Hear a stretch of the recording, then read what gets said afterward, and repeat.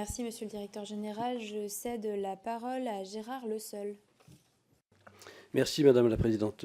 Monsieur le Directeur Général, vous candidatez pour le poste de président de l'ASN qui devrait devenir ASNR. La loi du 21 mai 2024 que nous avions été ici nombreux à combattre a finalement été adoptée et crée une nouvelle autorité de sûreté nucléaire et de radioprotection au 1er janvier 2025. Nous y reviendrons.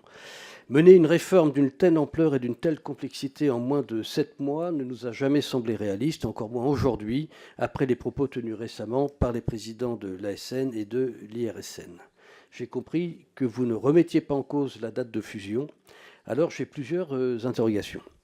Il existe des différends importants entre l'ASN et l'IRSN sur le rapprochement entre expertise, instruction et décision.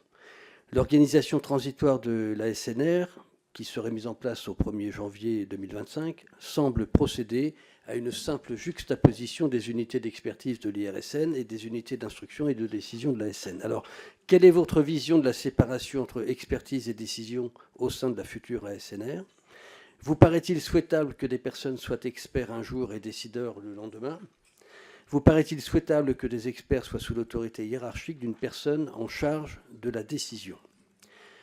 Une des craintes exprimées lors de la discussion du projet de loi portait notamment sur un affaiblissement des activités de recherche que vous avez évoquées tout à l'heure et que vous avez d'ailleurs qualifié d'essentielle. Alors cette crainte que nous avions clairement exprimée vous paraît-elle fondée ?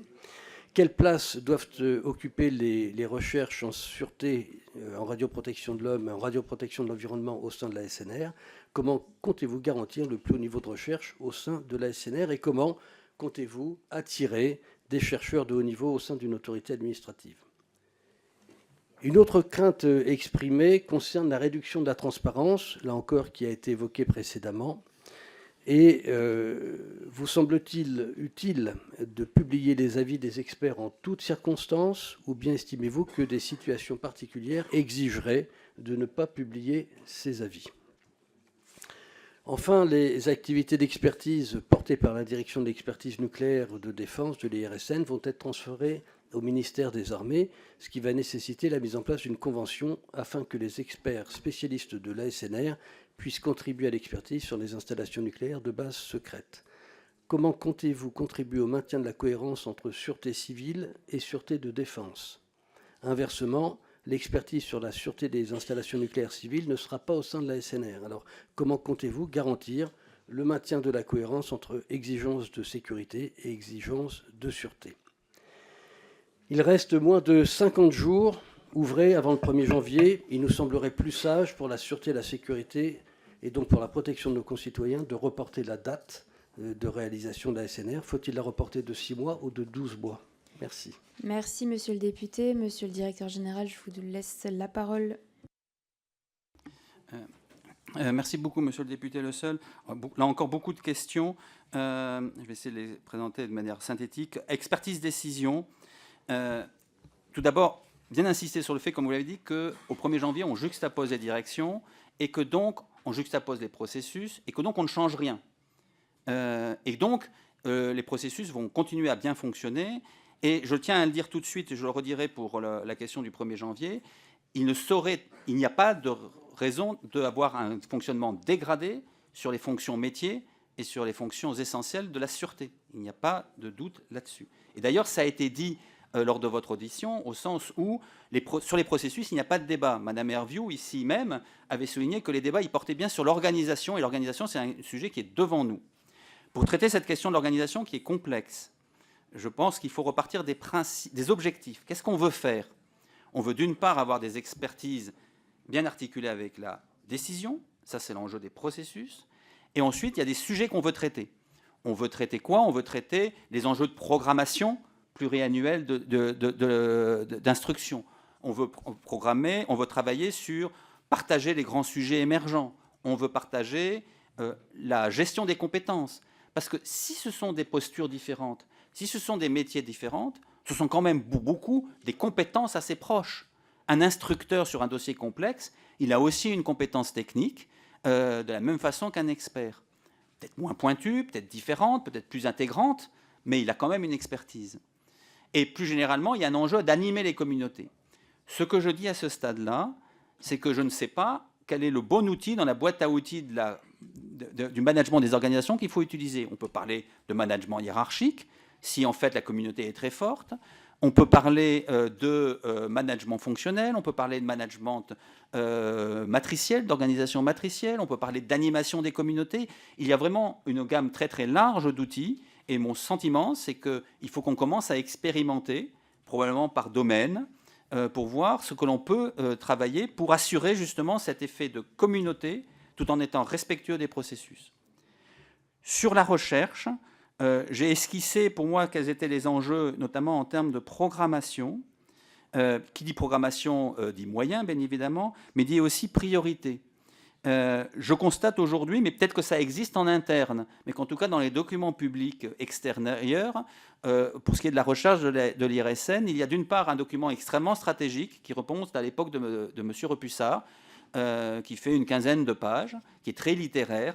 Et ensuite, il y a un exercice plutôt programmatique qui est vraiment la liste des activités que l'on va mener dans les années à venir. Il manque entre les deux, je trouve, un exercice auquel qu'on pratique usuellement, qui est de dire, domaine par domaine, est-ce que je suis mature, pas mature?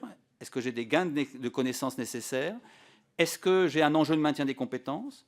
Si c'est plutôt un sujet émergent, comment je l'aborde? Est-ce que c'est en interne? Est-ce que c'est en partenariat? Qu'est-ce que je fais également en termes de veille? C'est-à-dire des sujets sur lesquels je ne fais pas forcément de gros programmes de recherche, mais je maintiens un certain nombre de veilles. Et à ce moment-là, on se croise ça avec qu'est-ce que je fais moi et qu'est-ce que je fais avec des partenariats. L'IRSN a beaucoup développé les partenariats assez récemment. Je pense maintenant il faut les repasser en revue et voir ceux qu'il faut renforcer, notamment, je pense, à l'intelligence artificielle. Typiquement, là où la recherche est leader et moteur, ce n'est pas au sein de l'IRSN, ce sera ailleurs. Donc, qu'est-ce qu'on fait avec l'INRIA, par exemple?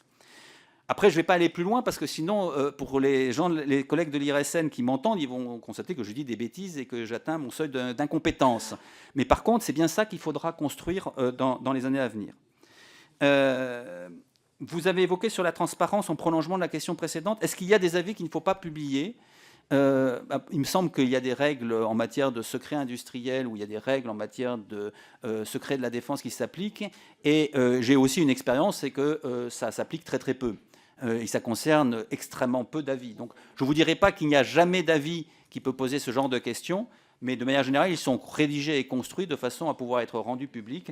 Et donc, a priori, c'est quasiment aucun avis, aucune expertise n'aurait vocation à ne pas être publié, sauf si elle est couverte effectivement par le secret, notamment le secret de la défense. Ça m'amène à dire un mot sur la DEND et les personnels pour la défense.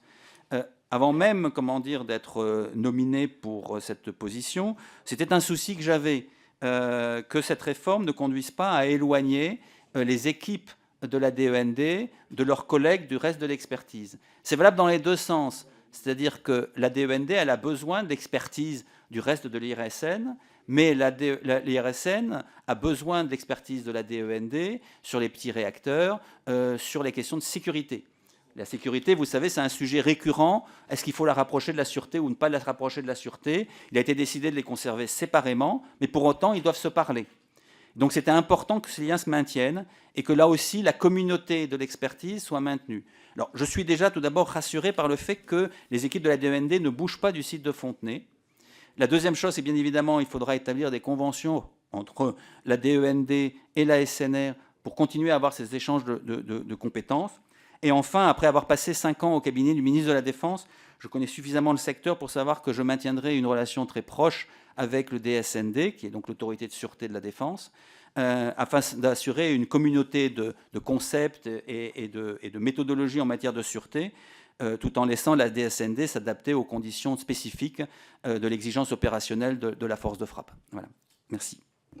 Merci, Monsieur le Directeur Général, pour ces propos, notamment sur la fusion et son organisation, qui, je crois, vise à rassurer les parlementaires, mais aussi les personnels de l'IRSN et de l'ASN qui nous écoutent et que je salue.